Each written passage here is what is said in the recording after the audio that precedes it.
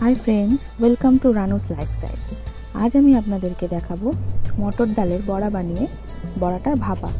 তো এটা একটা নিরামিষ রেসিপি। এই নিরামিষ রেসিপিটা আপনারা বানিয়ে নিতে পারেন খুব সহজেই। তার জন্য নিতে হবে মটর ডাল। এটা আমি 4 ঘন্টা ভিজিয়ে নিয়েছি, নিয়ে ধুয়ে নিয়েছি। এর মধ্যে আমি দিয়ে দেব কয়েকটা কাঁচা লঙ্কা ঝালের জন্য। তো এটা আমি বেটে নেওয়ার জন্য মিক্সিং বলে নিয়ে নিলাম। এর মধ্যে দিয়ে দিলাম পরিমাণ মতো নুন এবং এর মধ্যে দিয়ে দেবো সামান্য একটু জল, যাতে ডালটা বাটতে খুবই সুবিধা হয়। তো ডালটা বাটা হয়ে গেছে, দেখুন এরকম মিহি করে আমি বেটে এনেছি। তো এর মধ্যেই আমি দিয়ে দেব সামান্য একটু কালো জিরে, আর দিয়ে দেব সামান্য একটু হলুদ। নুন তো আগে থেকেই দেওয়া ছিল, তাই আমি আর নুন দেব না। এটাকে ভালোভাবে ফেটিয়ে নেব। ডাল যত ফেটানো হবে বড়া কিন্তু ততই ফ্লপি হবে বা নরম হবে। এর মধ্যে আমি দিয়ে দেব 1 চামচ আদা বাটা। আদা বাটাটা দিয়ে আমি ভালোভাবে আবারও ফেটিয়ে নেব। তো ভালোভাবে এরকমভাবে ফেটিয়ে নিচ্ছি। কড়াই গরম করে এতে আমি দিয়ে দেব সাদা তেল। আপনারা চাইলে সরষের তেলও ব্যবহার করতে পারেন। তো সাদা তেলটা ভালোভাবে কড়াইয়ের গায়ে লাগিয়ে নিয়ে আমি বড়াগুলোকে ছোট্ট ছোট্ট করে ভেজে নেব। তো আমি এখানে চামচের সাহায্যে ছোট্ট ছোট্ট করে তুলে এরকমভাবে ছোট ছোট করে ভেজে নিচ্ছি।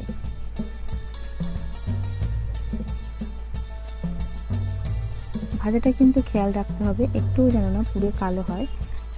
গোল্ডেন করেই কিন্তু বড়াটাকে ভেজে নিতে হবে। তো এখানে দেখতেই পাচ্ছেন বড়াটা এরকমভাবে আমি ভেজে নিচ্ছি।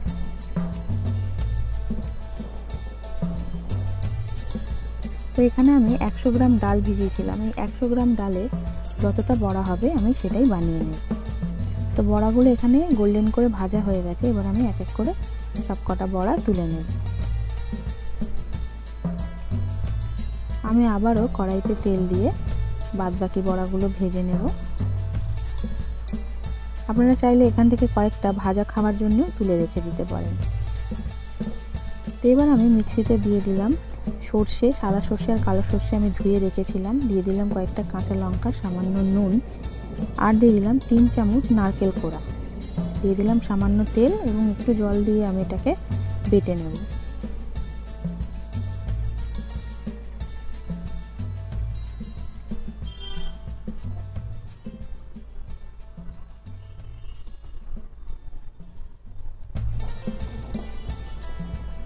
তো বাটাটা আমার হয়ে গেছে। তো এবার আমি একটা টিফিন বক্স নিয়ে নিয়েছি।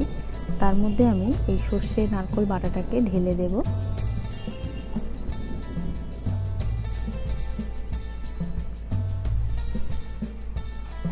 এবং মিক্সিং বোলের মধ্যে তো অনেকটা সর্ষে লেগে রয়েছে।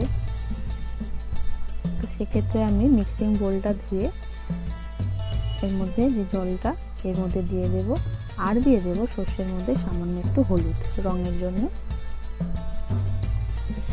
এটা নিয়ে আমি ভালোভাবে নাড়িয়ে সর্ষেটাকে জলের সাথে মিশিয়ে নেব।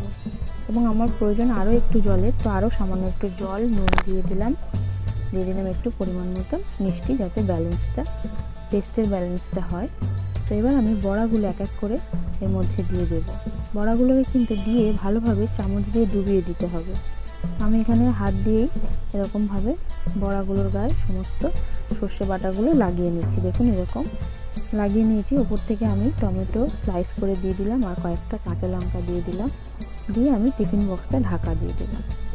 এবার আমি কড়াইতে 1 বাটি মতন জল বসিয়েছি। তার মধ্যে একটা স্ট্যান্ড দিয়ে আমি টিফিন বক্সটাকে দিয়ে দেব এবং ঢাকা দিয়ে আমি এটাকে 10 থেকে 15 মিনিট ভাপিয়ে নেব।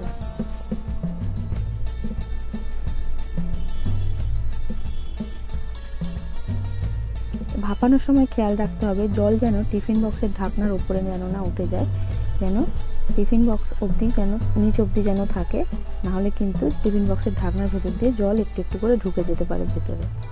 এবার আমি অফ করে দেব আগুনটাকে এবং এটাকে আরও 10 মিনিট বসিয়ে রাখবো। তো ঠান্ডা হয়ে গেছে। 10 মিনিট পর আমি এটাকে খুলে নিলাম।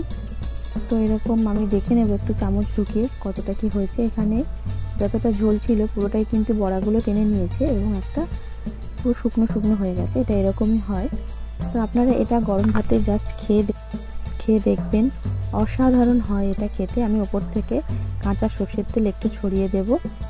তো বন্ধুরা, রেডি হয়ে গেল আমার মটর ডালের বড়া দিয়ে ভাপা। তো এটা নিরামিষ দিনের খুবই সুন্দর একটা রেসিপি। তো আপনারা এটা বানাতে পারেন বাড়িতে।